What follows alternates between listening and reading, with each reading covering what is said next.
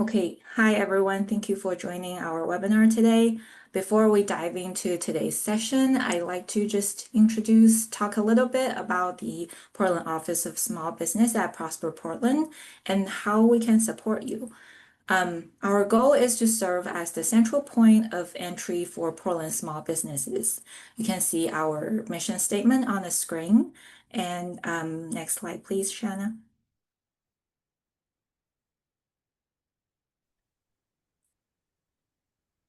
Thank you. So whether you are a business looking to access City of Portland services, in need of help navigating Prosper Portland's programs, or seeking or just look for local resources, we're here to support you.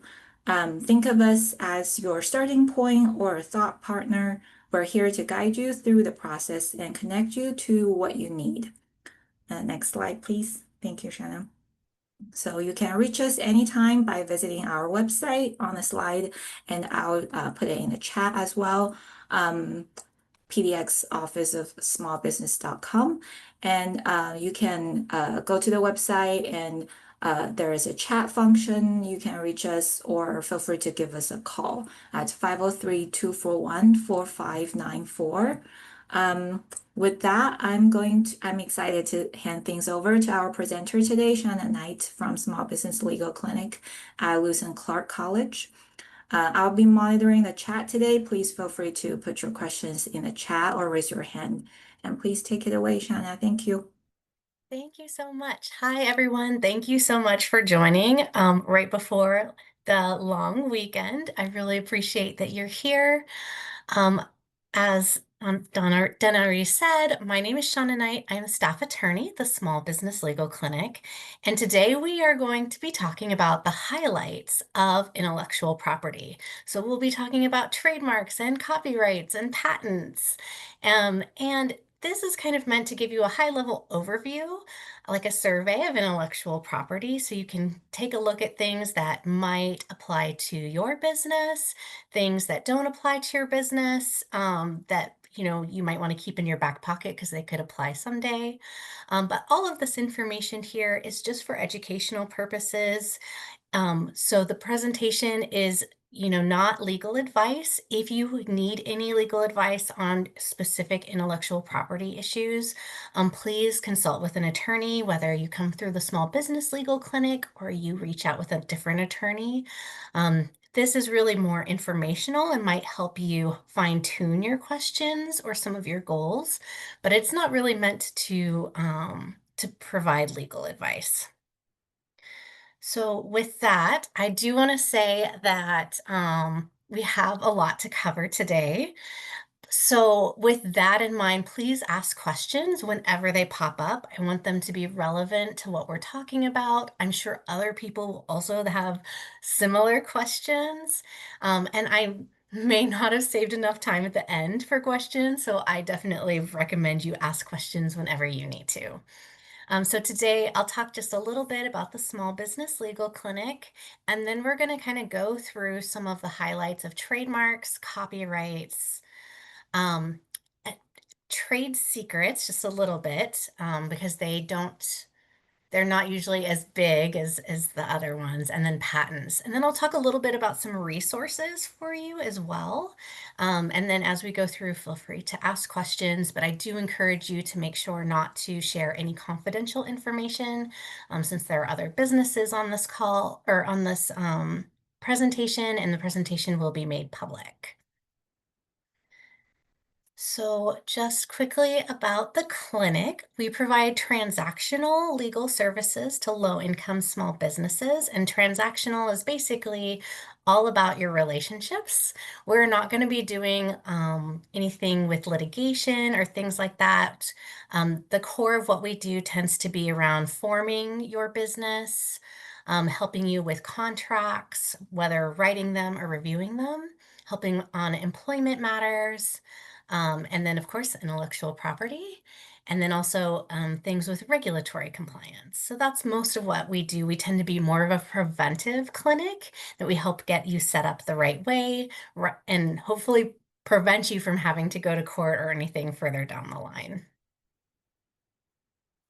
All right, moving along pretty quickly, let's hop into trademarks because there's a lot to say about this area. So right now we're just starting with a glass of soda. There's not a lot you can say about this. It looks cold, it's in a glass, it's got some ice in it, but you can't really say anything about like what this tastes like. Do you like it? Do you hate it? Um, do you know how much it costs? Like just looking at this right now, there's not a lot that you can kind of gather from this information, from the picture on the screen, right? However, if I were to show you this picture, you might start having a lot more ideas about what this tastes like, how much it costs, whether you like it or not, right? So, when you are a small business or a very large business, as in the case with the picture on the screen, you are looking at all of the ways you might be able to communicate these things to your clients without saying anything. You're not saying anything, but they look at this and they know already a lot about this product. So, whenever we use things like logos, slogans, specific colors, or packaging, we're making a lot of communication to our prospective customers, clients, and so forth. Like there is a promise that there's going to be consistency, maybe a certain quality to these kinds of things. You know what the value of that is for you and how you like that or don't like that. Um, you also know a little bit about the quality. Like you already know looking at this, whether you hate Coke or you love it, you already know exactly how you feel about this and what kind of things you can expect from it. So, kind of moving through that. So there's a couple of different, like when we talk about trademarks, we are generally talking about your branding tools. And all of the promises and those things that are conveyed without you actually writing that out in a sentence. So, branding tools can include things like the name, like Coca-Cola, the logo, like that Coca-Cola with that specific cursive in mind. The packaging, it can include, like, and have seen these bottles, and they're very specific to this brand. You might know already what the tagline or the slogan is. Like they've had so many over the years, like taste the feeling was one of them. They change them out every so often, but you best believe they are getting trademark registrations for all of these. Whoops, I'm sorry, I'm very terrible at the animations. I should have been clicking on those all along. So that's just kind of lining those up so you can see them a little better. I will click forward more often in the future. So when we're talking about trademarks, we're kind of from a legal perspective looking at these kinds of things. Like the words, the symbols, the device could be something like the packaging. If we're just talking about um, the name and the name, the word mark, and the symbol all include names or words, but they kind of look a little bit different. Like if I were to type Coca-Cola versus like looking at that logo for Coca-Cola, and I don't know if you can see this, it's kind of small on the screen, but you've got like the little trademark underneath like the logo with the little R in the circle that symbolizes it's a registered trademark.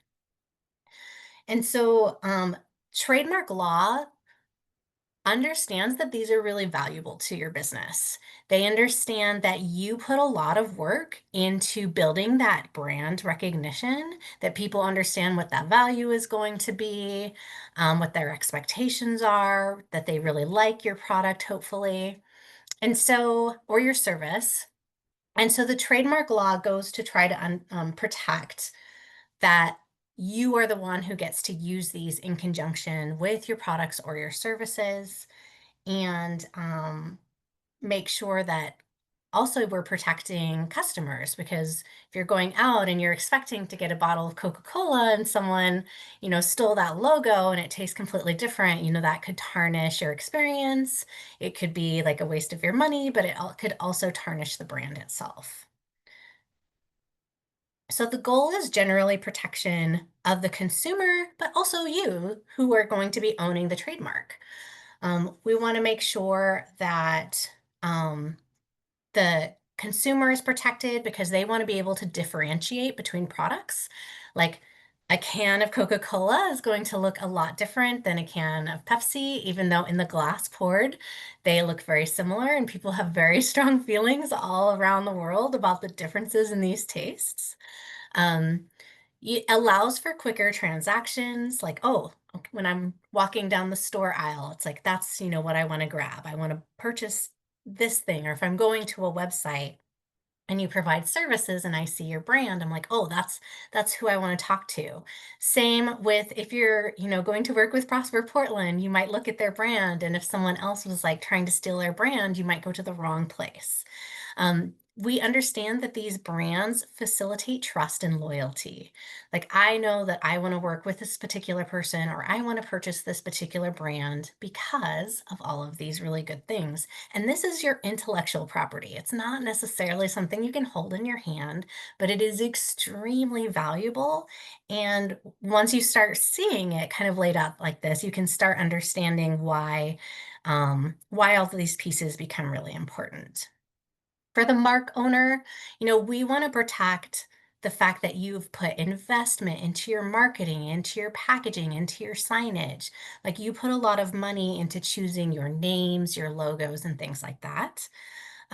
You also probably put a lot of work into getting that goodwill, making sure that your product or your service is really high quality, and making sure that people, especially, you have repeat customers, you have people who provide you with testimonials and things like that. So we want to protect all of those things that you have put into your brand as well. And so there's a couple of different ways a trademark can protect you. The first one is common law protection. I'm going to talk a little bit more about that in the coming slides. The next one is state law protection. There are actually state trademarks.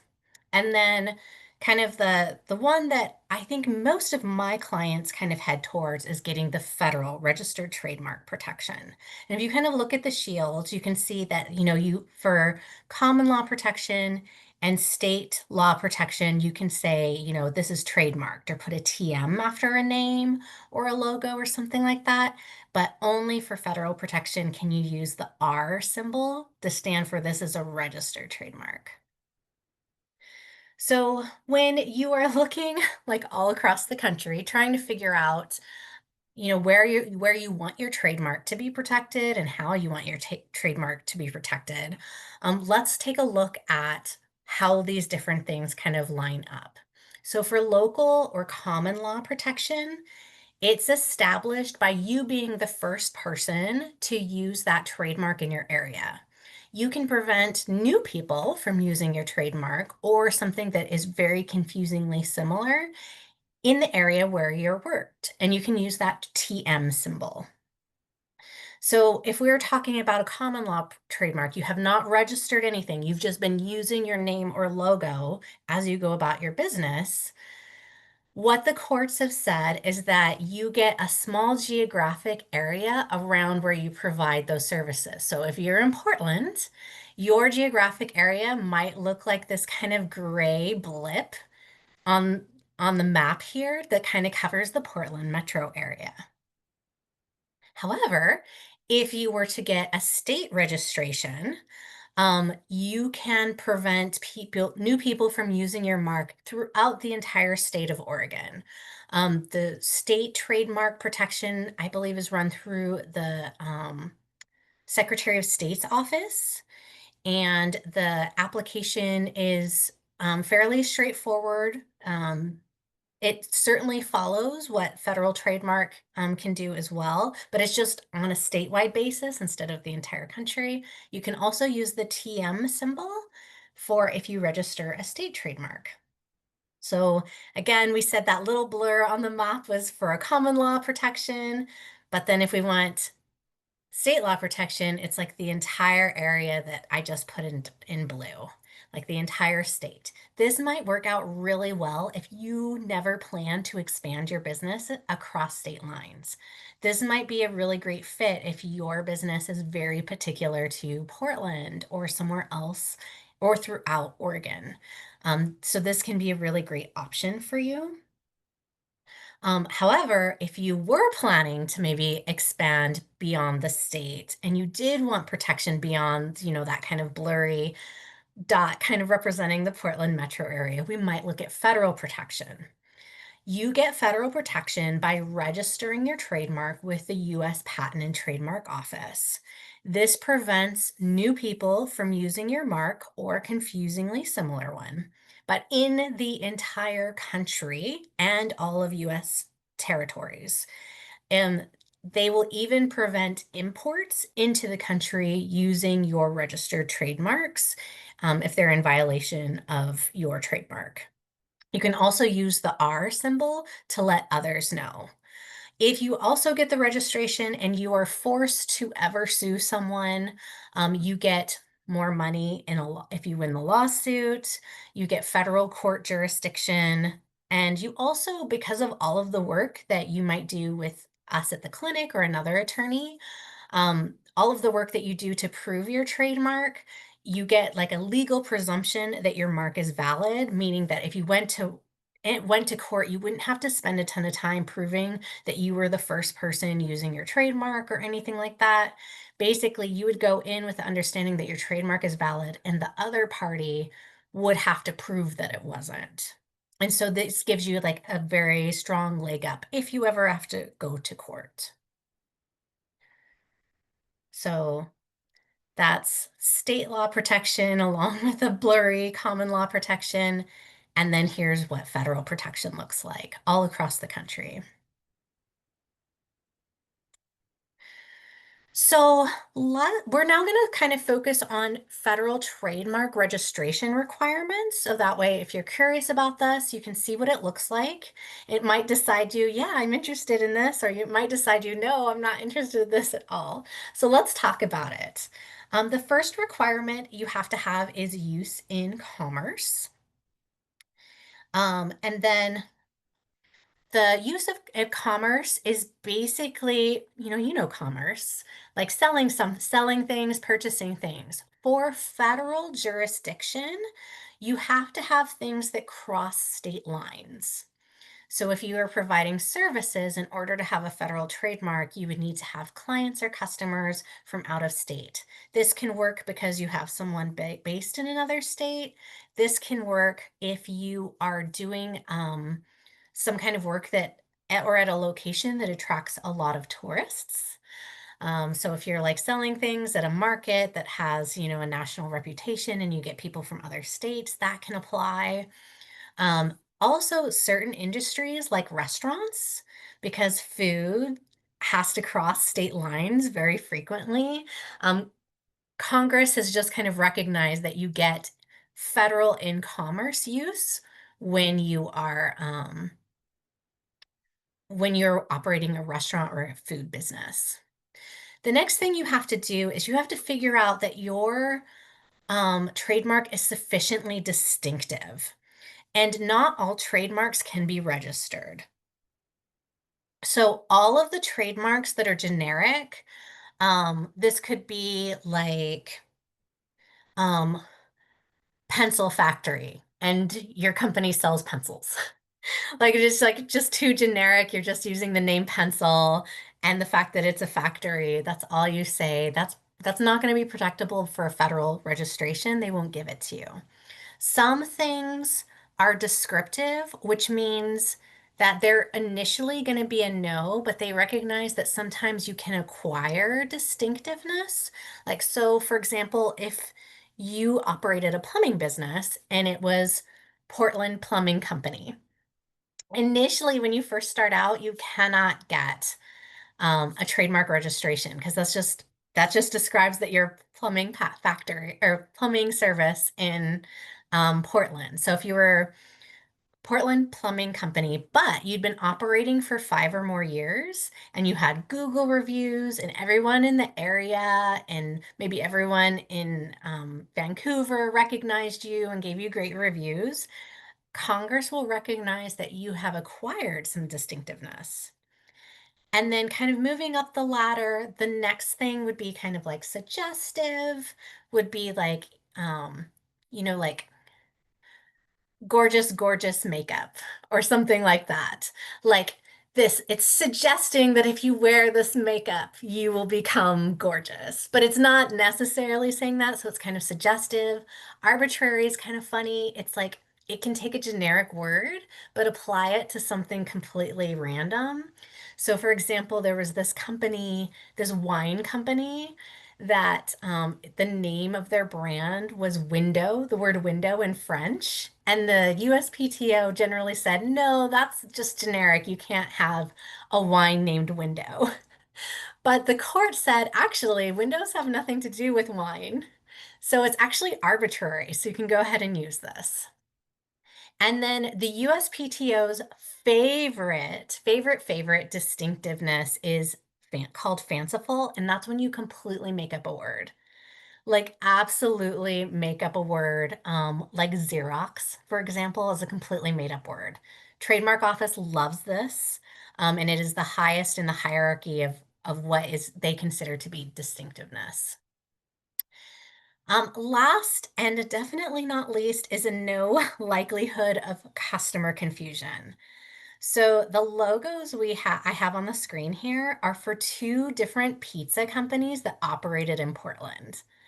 Like their logo looks different, their colors look different, but the fact that they are both selling pizza and their name is Slice, like you can see how folks can get pretty confused over the fact that these are two different companies and like deciding who's the best. Like, oh, when I want sliced pizza, if they had gone to the one on the left and really liked it, and then got confused and later went to the one on the right and didn't like it, you can see how that could cause some issues. So you want to make sure that there's no other brands out there that could be confused with yours. That's really important when you create your brand, and also really important if you decide to trademark, register it. So when we do an application, there are two really important dates that we look for as the first time you use the goods or that you use the brand anywhere in connection with your goods or service. And the second one is going to be first use in commerce, which is the first time that, sales or advertising, things were happening across state lines. Let's see. So, proof of your first sale might get you there. Sometimes these dates are the same thing. Like I've had restaurants who opened up and they sold food on the very first day and they were able to use first use anywhere and first use in commerce and have it be the same day. Sometimes people start up their business and they don't get use in commerce right away. Maybe it takes a couple weeks. So sometimes these dates can be different. Kind of just talking about picking a sufficiently distinctive trademark. These are just some examples when I went through, generic, descriptive, suggestive, arbitrary, and fanciful. Like I said, Xerox was a totally made up word. I guess Kodak is as well. Arbitrary is like Apple. Like I don't think like a handheld fruit. Like when you think of computers, we do now because Apple is like everywhere like Dove soap or ice cream or chocolate. Those are arbitrary. They don't really have anything to do with the products that are being sold. Suggestive, like Greyhound for bus lines, because Greyhounds are supposed to go fast. So hopefully your bus does as well. Descriptive, is like Tillamook Creamery. Um, one one thing that I thought was really funny was acquired distinctiveness, like American Airlines. Like generally, that is really descriptive. It's an airline company that operates in America. But after they were operating for several years, they were able to get a trademark just because people started to understand this is the quality of that experience. This is how much it costs. This is what you get when you go with American Airlines. It's really important to make sure that nobody has already taken your name if you are in the process of choosing a name or a logo. I do recommend that you go out onto Google or DuckDuckGo or Bing or whatever your favorite areas are to search and look through at least like the first 10 pages to see what is out there. Is there anyone else out there using a name similar to mine? With a product or service similar to mine, could a customer get confused? And that is really helpful um, to look at both when you're first starting a new business, but also if you're thinking that you might do a registration.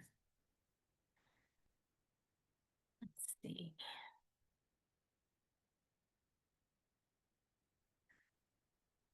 So, likelihood of confusion kind of boils down to two questions is how similar are the trademarks? Um, so you cannot get away with like changing out the letter S with a dollar sign. Like that's not going to fool the trademark office. You can't spell things with numbers. You can't, like, they will catch those kinds of things. So they want to know how similar is the trademark and then how similar are the goods or service. So if there was like the Xerox company, and we know that they make like copying machines, and they do a whole lot of other things. But then someone decided to name their daycare Xerox. The goods and services are pretty different there. So that might be something that turns out to be okay.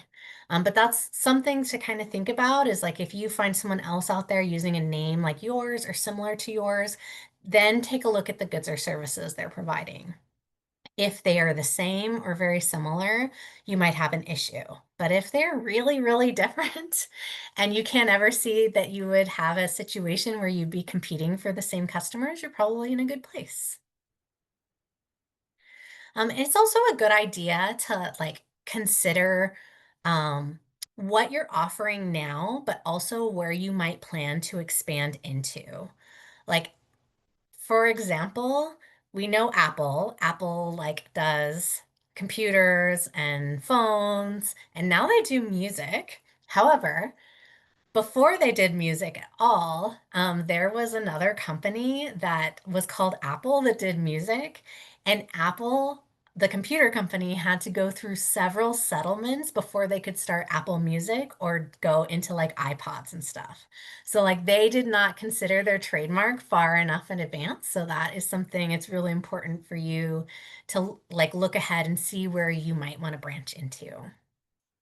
Hi, Shanna. We've got a question from Natalia in the chat. Mhm. What about one letter difference? One letter difference is not going to make a big change. The trademark office would still like think that that was still confusingly similar unless it somehow changed the meaning altogether. So there are some times where that can happen. I cannot think of an example off the top of my head, but just like one letter difference is that's definitely not enough. Sorry, and she had a follow-up comment Mhm. saying the service and goods are not so much similar.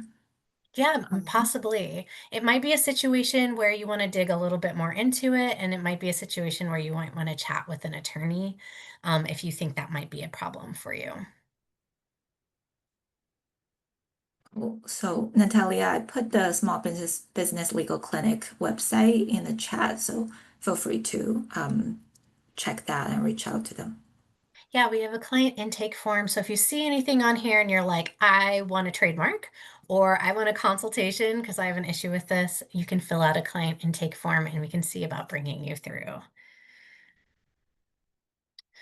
So just kind of giving you an overview of the federal trademark process. I do recommend working with an attorney. You can do it on your own, but the trademark process is not intuitive at all. It's quite difficult and their website is not very user friendly.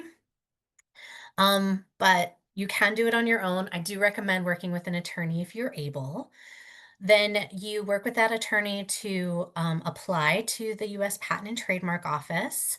Know that the process can take up to a year, but once you apply, you hold your place in line. I was really happy to see I was on the trademark office website right now, and they're only taking about 6 months right now to process applications. However, be aware that they just post their updates all of the time. It can go back to being a year if they get really busy, or it can, even drop down further. Um, then once you get your registration, you have to maintain your mark. Make sure you set up like Google alerts or something similar like that to make sure no one else is using your mark. If they do, you might need to send them an email saying, hey, stop using this name or stop using this logo. I have a federal trademark for it. You might work with an attorney for that, or you might do it on your own. Cost for the application fees. All the applications I do are online. So like the current cost for an initial trademark application online is 350. I think it's over 400 if you want to do a paper application. I never recommend those, but sometimes people really care a lot about doing them via paper. There are additional fees for everything. Like if you get something wrong and they'll charge you $100 for this or 100 for that. But when I work with clients, because we are aware of how the process works, we generally do 350 um, for the trademark fee. That's the fee that the trademark office charges. Attorneys' fees are different. I think that the lowest rate I heard for an hourly rate in Portland right now is 350 an hour. The clinic has several different programs, so depending on where your income level lies, you might be paying $75 for a trademark, or you might be paying $150 an hour for a trademark, for example. So depending on, it really depends on who you work with, and it kind of depends on, where you might qualify for different services.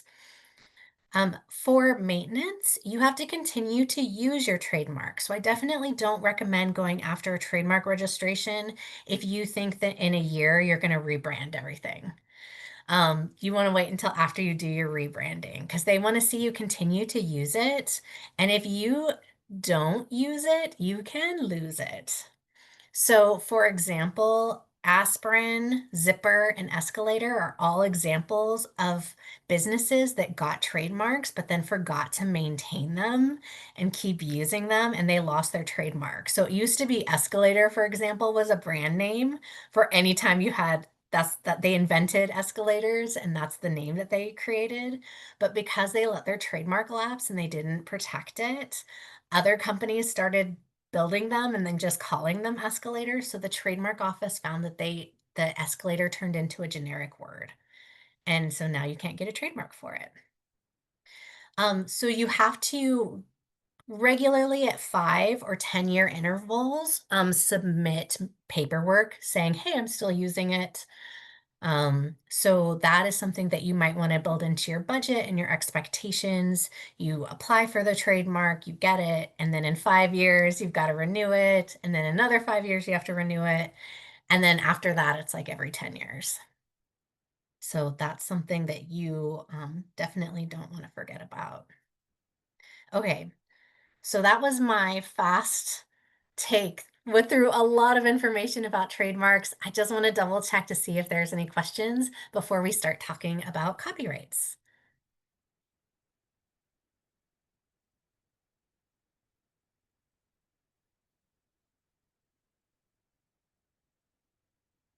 Okay, I'm going to go ahead and move forward. And now we're going to talk about copyrights. So a lot of people get trademarks and copyrights confused. So we're going to talk about them and talk about how they are different. So what do you get copyright protection for? You get them for original works of authorship fixed in any tangible medium of expression. That's from the law.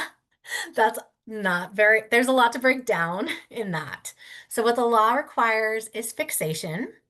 So they don't, copyright protection doesn't usually apply to drafts, but when you finish something, whether it's on paper or in a computer program, when you are done with something, that's fixed. It doesn't have to be something you can hold in your hand. It could be in a computer program. And it has to be original. So you're the first one who came up with this story, came up with this artwork, came up with this music.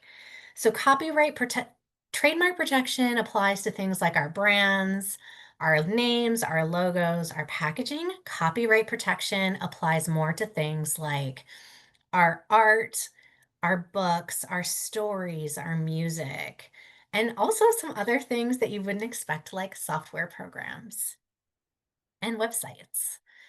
Um, so copyright protects the expression, but not the facts expressed.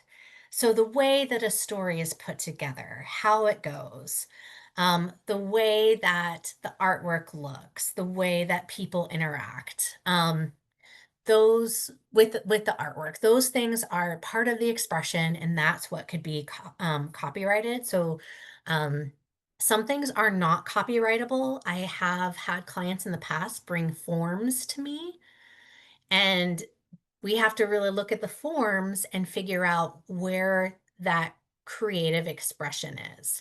If they are just organizing factual information or questions or things in a certain way, that's not really a creative expression. But if there's artwork involved, or you're asking questions, or you have a whole like process by which you help people come to an understanding of something, that process might be protectable. But generally, for example, forms are not protectable. And then also, there are exceptions to copyright protection. We call them fair use.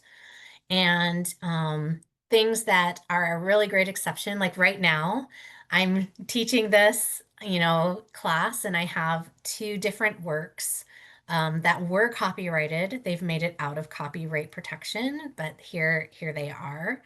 You're allowed to take certain things for non-commercial purposes.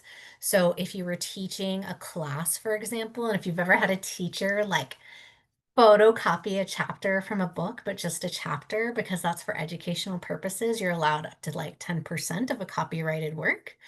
Um, and also, if you are ever making like fun of something politically, like making a parody of something or something like that, that is fair use, because that is like, political expression, or, making fun of something that is kind of timely, applies to what's going on in the world. So you do not have to register your copyright in order to have a copyright. However, there's a lot of good benefits to actually registering your copyright. It creates this presumption that your copyright is valid so long as you process the copyright application within 5 years of publishing your artwork or your music or what have you. You are not allowed to sue someone else for copyright infringement unless you've at least started registering your copyright. So basically, you have to have a copyright registration in process, if not finished, before you can go to court to stop someone else from using your copyright. Again, like with trademark federal registration, if you get a copyright registration, infringing importations won't come through. So the US border official won't allow goods to come through if it infringes on your copyright. And then also, if you have managed to register your copyright before you go to court on something, there's something called statutory damages, which just means that the law around copyright says, hey, if there's infringement here, we're automatically going to award some money for this. And then also, you could get your attorney's fees paid for by the other person. So if you were, say, for example, you had a children's storybook and someone else did a copyright infringement. They took your book, they slapped their name on it, and they made like $10,000 off of the sale of your book, but with their name on it. Um, Copyright law provides treble damages. So that's three times. So if they made $10,000, their damages that they have to pay back to you are $30,000.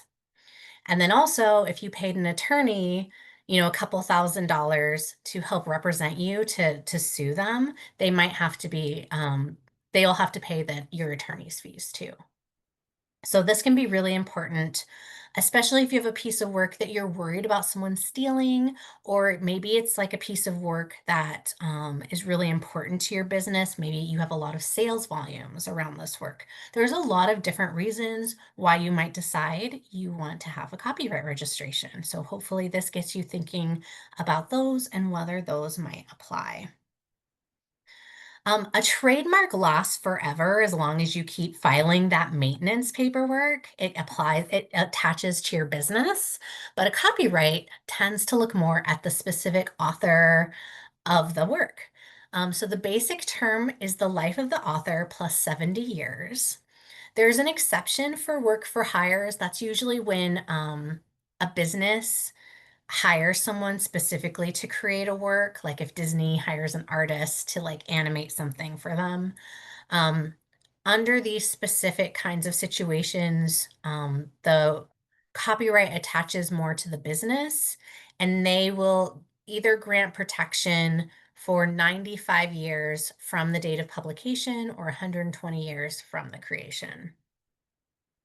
I recommend that if you decide to share your copyright, work with anyone else, or if they hire you to create a copyright for someone else, that you make sure you get that copyright ownership agreement in writing that specify who owns it or who gets to use it and for what. The clinic can help with this, but other attorneys can help with this kind of work as well. And this is just a copyright notice example. This should definitely go on the bottom of all of your websites, like copyright, C in the circle, your business name, 2025, all rights reserved. And this just kind of puts people on notice that, hey, this is a copyrighted work. And I recommend that you put it on your website. If you are an artist or designer, it goes on your designs, just to provide that copyright notice. It also would help you if you had to go to court to say, hey, I had this notice on my work and someone still stole it.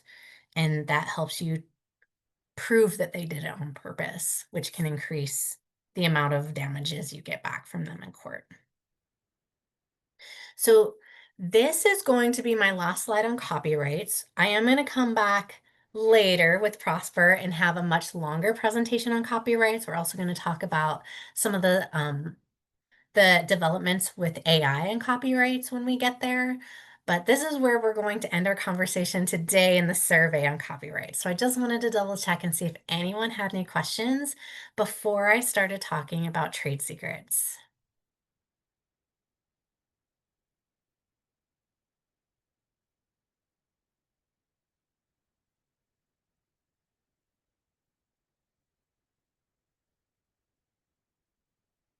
All right, well, I will move forward.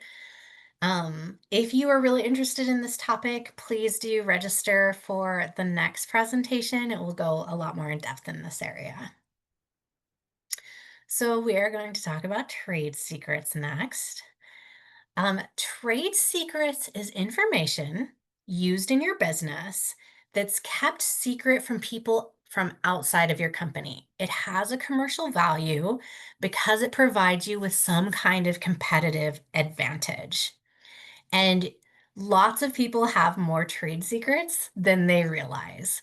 The most famous example or the common example is, of course, if you're in a restaurant, if you have specific recipes that you use, but it can also apply to the formulations of your products or goods. It can apply to the specific way you handle them or carry them out that just makes them have like a really great quality or really interesting, certain techniques you use. Also, if you have developed customer or client lists, your cost data, where you might find certain information that you've developed, and it can cover, information internal to the company, about your customers, about your employees. It can cover a lot of different things.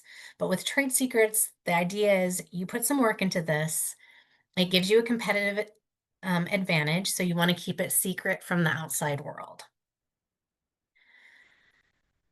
You also want to make sure when you're considering whether something is a trade secret, make sure this is really clear to like my employees. If you have employees, hey, like, this is secret. We don't talk about this outside of the company, right? Like, you don't take our recipe, for example, and share it with your family. Sometimes I recommend folks with that kind of situation might have a confidentiality agreement with like their employees, for example, or their volunteers if they are protecting information like that. So it should be apparent whether it's marked confidential or whether you have an agreement to protect it. And it's a good idea that your secret should be difficult to copy. It would be hard for, like someone else to just reverse, like figure it out. It doesn't have to be impossible, but the fact that you went through a lot of work to find your particular customers, for example, or to develop this specific recipe. You do this thing better than anyone else. This is really great for your company or for your kind of industry. Um, Other people haven't figured it out so far, so you can say, "Hey, this is a difficult secret to copy."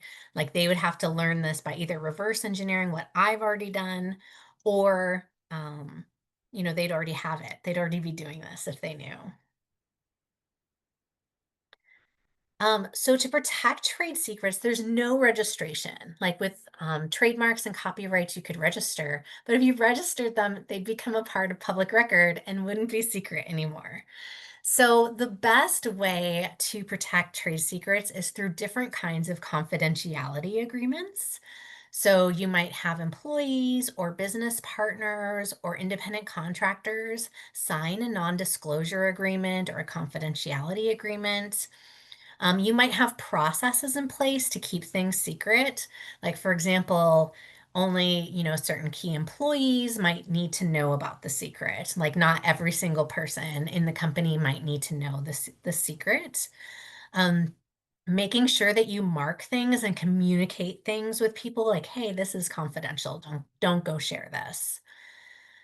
But do know that there is no protection in these agreements against independent creation or reverse engineering. If they didn't get any information from you or from your employee or your partner, but they were able to kind of figure something out on their own and make it work, your trade secret is unfortunately no longer a secret and someone else has created it, but they didn't do it by like sending a spy into your company, right? They did it by, putting in the work and creating it themselves. So unfortunately, there is no protection for that. You can't even register it because then registering it would make it not a secret anymore. So there's some limited protections for trade secrets. It's still important to have these kinds of agreements in place if you have, something specific that you want to protect, but it is kind of a grayer area of intellectual property for sure. Okay, I'm checking the time. I think we're on time, guys. I think we're on time. So I'm going to be talking about patents next. Before I move forward, did anyone have any questions about trade secrets that you'd like me to back up and respond to?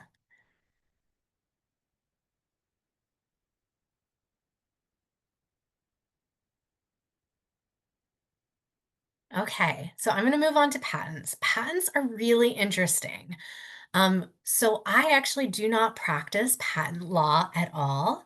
We do have a patent clinic at the SBLC with a professor and a couple of students. They accept a very limited number of clients every year because it is a ton of work to do a patent. And you actually can only practice patent law if you have a science or engineering background, which I do not.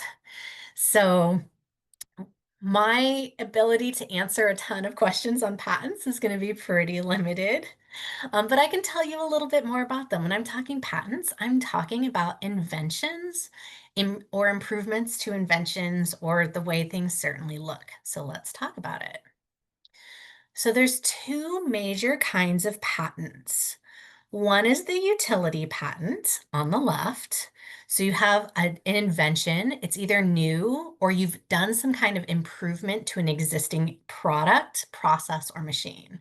And the drawing I have here is a patent for toilet paper. So if you ever get in an argument with anyone on which way the roll is supposed to go, I present to you the original drawing for the toilet paper roll from the original patent way, way back in the day. This is the way the toilet paper is supposed to go. So here are utility patents. There's also design patents. And design patents are just like they sound like. They really go to the unique visual qualities of an item. So it could be something that, you know, just makes the item look a certain way. It kind of ties in to some of our trademarking. The example I have here is like one of the original iPhones or one of the original iPods, maybe even. So very old, but they had a very specific look. They don't look like this anymore. But for those of us who were like in my age range or older, maybe you remember that they had that little home button on the bottom and they looked this way. And that was very, very particular to the old, like some of the original iPods and iPhones. They eventually, the specific design, I mean, you've seen cell phones. They don't have to look like this. So it doesn't necessarily have to go towards the function of an item. It's just kind of how it looks. And it definitely ties into trademarks in terms of this is how an iPhone used to look. And you would recognize an iPhone just by looking at it back in the day because it looked like this. Um,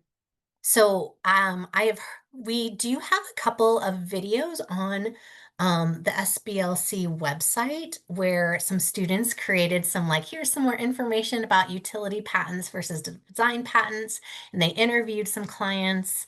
I remember one of the design patents was for an artist who created a new kind of scarf that kind of buttons diagonally. I actually went out after seeing that video and bought one of her scarves. I thought they were really cool and really pretty. So there is some more information on the website. I think if you are interested in a patent and you are curious about coming through the patent clinic, I believe our patent client enrollment form is open. You can submit that and see if you're able to come through. Um, Unfortunately, because it's just the professor and the students, we are really limited on that. There's also a lot of attorneys who practice in this area. Um, I I think trademarks and patents, I would be reluctant to say that this is something you want to tackle on your own. They can be pretty complicated. Copyrights, I totally forgot to mention this. Copyrights are some of my favorite. Um, Ironically, no lawyers or hardly any lawyers are involved. The Copyright Office is within the Library of Congress, and all of their videos and how-to were created by librarians. So I think it is actually pretty intuitive and user-friendly. You can definitely get help at the clinic or with another attorney on registering a copyright. But if you're really curious about seeing if you can do it on your own, I would definitely recommend checking out the copyright website. I think it is something that the USPTO could learn from in terms of making it more accessible to the public. Patents, they look like incredibly complicated and sometimes take years to even create the application. So I wouldn't necessarily try to tackle that on my own. For patent rights and duration, so you file your application, and then it goes through all of the process of review. And then if they issue your patent, you have your full patent rights for the date of the issuance through basically the 20-year time frame starts at filing. Um, and you do also alongside, like with trademarks, you have to file maintenance. For copyrights, you don't have to do any kind of maintenance. You just apply for it and get the registration. It is recommended, though, that if you ever sell your copyright to someone else or you issue a license, like permission for them to use it, that you file that with the Copyright Office too. So the maximum duration of patent rights is from filing. That's why you might see on certain products patent pending, because they're going to have, if they are issued a patent, then those protections are going to last that 20-year period.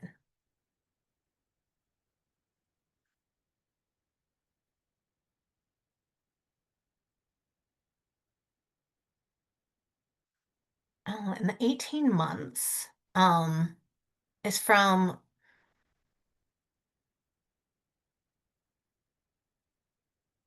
date of filing. Okay. I'm not sure if it's like after the 18 months that you have, oh, they expect that the application will be published. That grants you additional protections. I see. So it is quite a long period of time, but it does have limits. I have had clients who have purchased companies from like the original patent creators. Their patent, has ended maybe, but they still carry on like trademarks. It is a really good idea to have a whole intellectual property portfolio around some things. For example, if you are an artist or graphic designer, you might have copyrights, but you also might have a trademark for your brand. If you have a patent, you might also have trademarks to help protect it. Oh, Shanna, we Oh, there have you go. a couple of questions in the chat. Sure.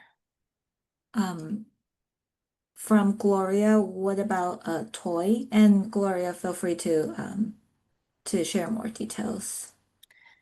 Yeah, a toy might either be a utility patent or a design patent. It kind of depends on it, but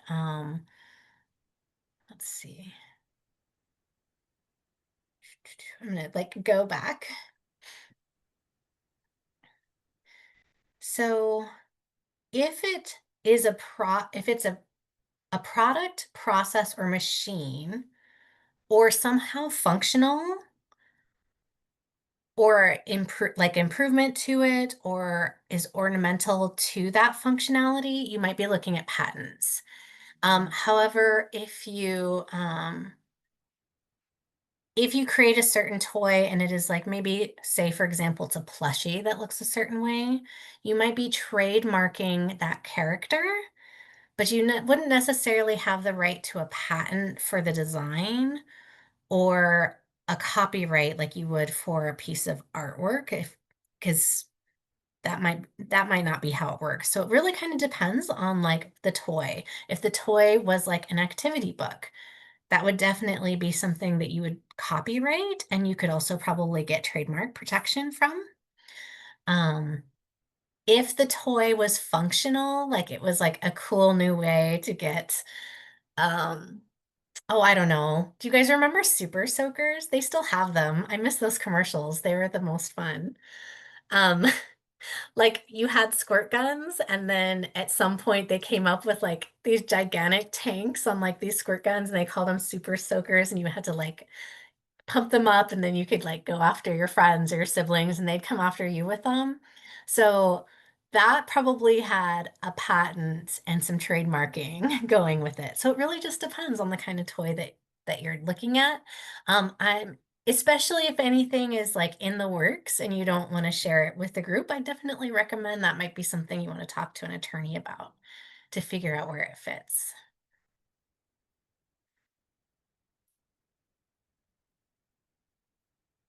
Okay. So here are all of the dates for when you have provisional rights, full patent rights, um, and then how long your patent will last. 20 years max. You get provisional rights after 18 months to the date of issuance, as long as you actually get it issued, and then you get full patent rights. Um, So I'm going to end my discussion about patents there. That is like the bare bones of my knowledge of this area. Do take a look at the SBL website if this is something you're interested in. I think we only open the intake form for patent clients once a year. It could be a couple of times a year, but I know right now is like it's only open for like a month. So this is an important time.